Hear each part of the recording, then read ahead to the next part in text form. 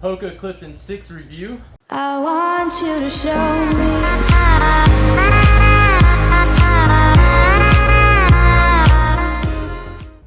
Hoka Clifton 6 review. A couple of things have changed this update. The first one being the weight. We're down from 10.1 ounces in a men's size 9 to 9 ounces in men's size 9. Really digging that weight reduction. This is considered a neutral shoe for your neutral runners, 5mm heel to toe drop. Comparing the changes from the previous model, I would say that everything is pretty consistent with the overall fit, feel, and comfortable. It's a very lightweight road shoe.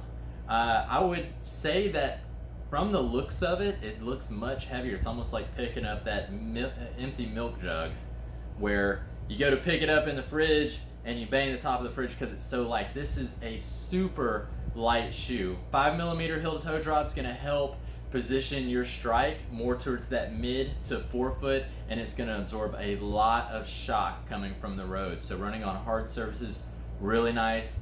If you've got a big race that you're training up for and you want to do some speed work at longer distances, it's a really good shoe to reduce a lot of that impact stress.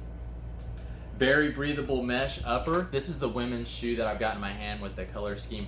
Very breathable mesh upper with those flat laces to help the shoe stay tied really well.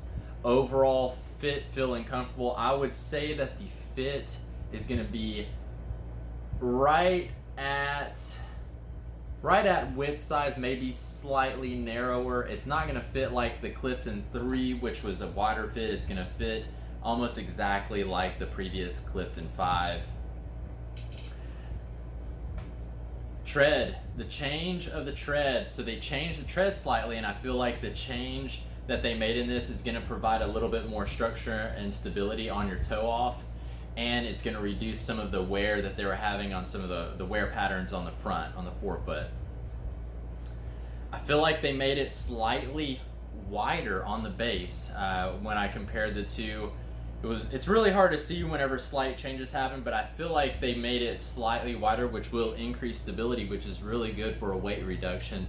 That typically whenever you get a weight reduction in a shoe, you're going to lose a little bit of the stability, and it's going to be much more flexible, but whenever you add width to it, it's going to help with some of that stability, which is really good.